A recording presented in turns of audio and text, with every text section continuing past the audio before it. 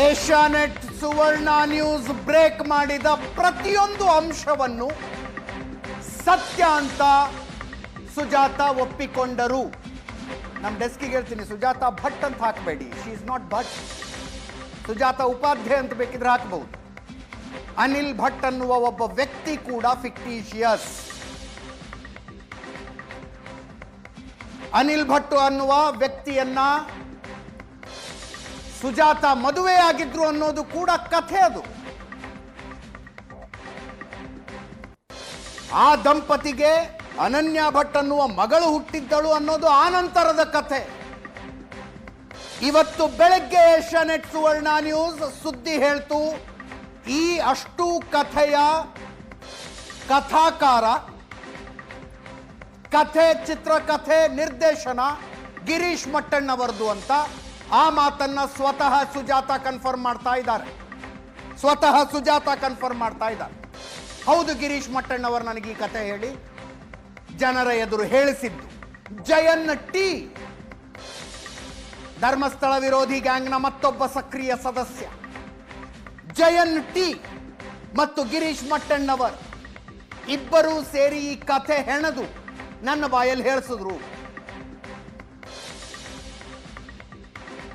ನನ್ನ ಹಿರಿಯರ ಆಸ್ತಿಗೆ ಪರಿಹಾರ ಕೇಳ್ಕೊಂಡು ನಾನು ಅವ್ರ ಹತ್ರ ಹೋಗಿದ್ದು ಅಂತ. ಅರ್ಥಾತ್ ನಾವು ಏನೇನನ್ನ ಹೇಳಿದ್ದೆವೋ, ಏಷ್ಯಾನೆಟ್ ಸುವರ್ಣ ನ್ಯೂಸ್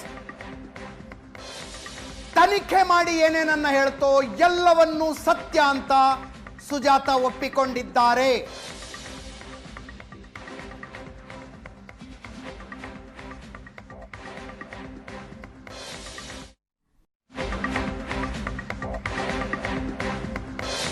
ಏಷ್ಯಾನೆಟ್ ಸುವರ್ಣ ನ್ಯೂಸ್ ಬ್ರೇಕ್ ಮಾಡಿದ ಪ್ರತಿಯೊಂದು ಅಂಶವನ್ನು ಸತ್ಯ ಅಂತ ಸುಜಾತ ಒಪ್ಪಿಕೊಂಡರು. ನಮ್ಮ ಡೆಸ್ಕಿಗೆ ಹೇಳ್ತೀನಿ, ಸುಜಾತ ಭಟ್ ಅಂತ ಹಾಕಬೇಡಿ, she is not Bhat. Sujata Upadhyaya ಅಂತ ಬೇಕಿದ್ರೆ ಹಾಕಬಹುದು. ಅನಿಲ್ ಭಟ್ ಅನ್ನುವ ಒಬ್ಬ ವ್ಯಕ್ತಿ ಕೂಡ ಫಿಕ್ಟಿಷಿಯಸ್. ಅನಿಲ್ ಭಟ್ ಅನ್ನುವ ವ್ಯಕ್ತಿಯನ್ನ ಸುಜಾತ ಮದುವೆ ಆಗಿದ್ರು ಅನ್ನೋದು ಕೂಡ ಕಥೆ. ಅದು ಆ ದಂಪತಿಗೆ ಅನನ್ಯ ಭಟ್ ಅನ್ನುವ ಮಗಳು ಹುಟ್ಟಿದ್ದಳು ಅನ್ನೋದು ಆನಂತರದ ಕಥೆ. ಇವತ್ತು ಬೆಳಗ್ಗೆ ಏಷ್ಯಾನೆಟ್ ಸುವರ್ಣ ನ್ಯೂಸ್ ಸುದ್ದಿ ಹೇಳ್ತು, ಈ ಅಷ್ಟು ಕಥೆಯ ಕಥಾಕಾರ, ಕಥೆ, ಚಿತ್ರಕಥೆ, ನಿರ್ದೇಶನ ಗಿರೀಶ್ ಮಟ್ಟಣ್ಣವರದು ಅಂತ. ಆ ಮಾತನ್ನ ಸ್ವತಃ ಸುಜಾತ ಕನ್ಫರ್ಮ್ ಮಾಡ್ತಾ ಇದ್ದಾರೆ.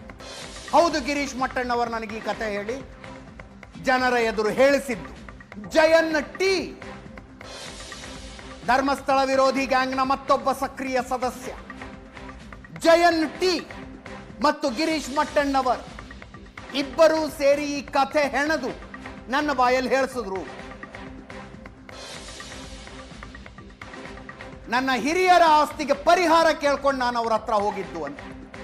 ಅರ್ಥಾತ್ ನಾವು ಏನೇನನ್ನ ಹೇಳಿದ್ದೆವೋ, ಏಷ್ಯಾನೆಟ್ ಸುವರ್ಣ ನ್ಯೂಸ್ ತನಿಖೆ ಮಾಡಿ ಏನೇನನ್ನ ಹೇಳ್ತೋ ಎಲ್ಲವನ್ನೂ ಸತ್ಯ ಅಂತ ಸುಜಾತ ಒಪ್ಪಿಕೊಂಡಿದ್ದಾರೆ.